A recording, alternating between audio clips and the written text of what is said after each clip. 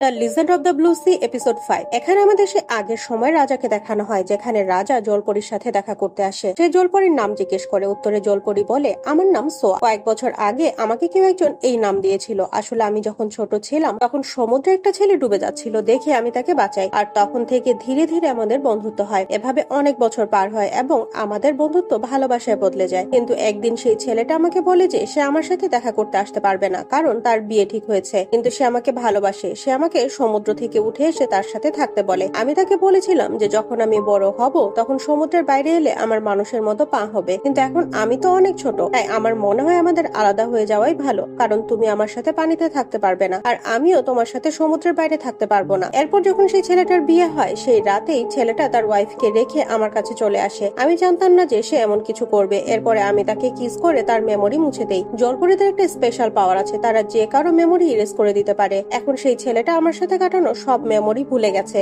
রাজা জলপরীর সব কথা শুনে বলে, আমার ওয়াইফের একটা অসুখের কারণে কিছুদিন আগে ডেথ হয়েছে, আর সে সবসময় আমাকে এটা বলতো যে আর এই অসুখ হয়েছিল কারণ বিয়ের রাতে আমি তাকে রেখে পালিয়ে গিয়েছিলাম, কিন্তু সেদিন রাতের কোনো কথাই আমার মনে নেই। এখন রাজা চিন্তায় পড়ে যায় আর জলপরীকে জিজ্ঞেস করে সেই ছেলেটা কি আমি ছিলাম, যেটা শুনে জলপরী চমকে যায়। বর্তমান সময়ে আমরা দেখি যে জুন যে জেনে গেছে এই মেয়েটা জলপরী, তাই সে এমন অদ্ভুত আচরণ করছিল। তখন হঠাৎ করে জলপরী জুনজেকে কিস করতে শুরু করে। এরপর এখান থেকে চলে যায়। কিছুক্ষণ পর জুনজের জ্ঞান ফিরে আসে আর সে দেখে সে সমুদ্র সৈকতে শুয়ে আছে। সে অনেক মনে করার চেষ্টা করে সে এখানে কেমন করে এসেছে। তার সব কথা মনে পড়ে যায়, কিন্তু তার শুধুমাত্র জলপরীর কথাই মনে নেই, কারণ জলপরী জুনজেকে কিস করে তার সমস্ত স্মৃতি মুছে দিয়েছে। তখন জুনজে লক্ষ্য করে তার হাতে একটা সবুজ রঙের ব্রেসলেট। সে মনে করতে পারছে না সেই ব্রেসলেটটা কখন পড়েছে। আসলে জলপরী চলে যাওয়ার আগে এই ব্রেসলেটটা জুনজেকে পরিয়ে দিয়েছিল। পরের সিনে আমরা দেখি জুনজে প্লেনে করে সিওল শহরে যাচ্ছে আর সমুদ্র থেকে জলপরী সেটা দেখছিল। তার অনেক কষ্ট হচ্ছে কারণ সে জুনজেকে ভালোবেসে ফেলেছে। সে জুনজে স্মৃতি মুছে দিয়েছে কারণ জুনজে তাকে জলপরী রূপে দেখে ফেলেছে। এখন জুনজে সিওলে তার নিজের বাসায় চলে আসে। এখানে তার সেই দুই বন্ধুও আছে যারা তাকে চুরি করতে সাহায্য করে, কিন্তু জুনজে এদের তার সাথে থাকতে নিষেধ করে।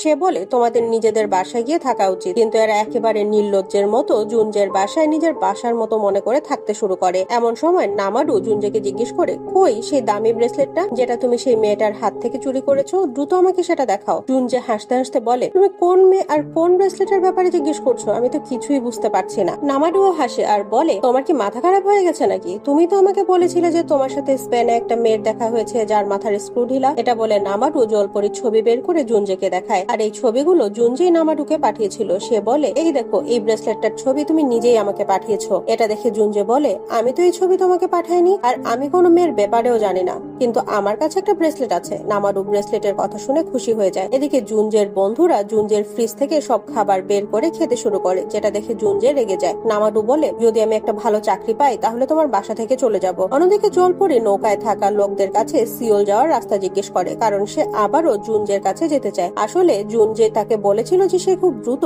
সিওল শহরে যাবে। নৌকায় থাকা মানুষগুলো চমকে যায়, এই মেয়েটা কেমন করে সাঁতার কেটে সিওল পর্যন্ত যাবে। আসলে এরা বুঝতে পারে না যে এই মেয়েটা একটা জলপরী। পরের সিনে আমরা দেখি যে জলপরী সাঁতার কাটতে কাটতে অনেক দূর পর্যন্ত চলে এসেছে। সে সমুদ্র সৈকতে কিছু মহিলাকে দেখতে পায় আর তাদের কাছে সিওল যাওয়ার রাস্তা জিজ্ঞেস করে। তখন সেই মহিলাগুলো জলপরীকে বলে, সিওল এখান থেকে অনেক দূরে, কিন্তু তুমি যদি যেতে চাও তাহলে আমাদের সাথে আসো, আমরাও সেখানেই যাচ্ছি।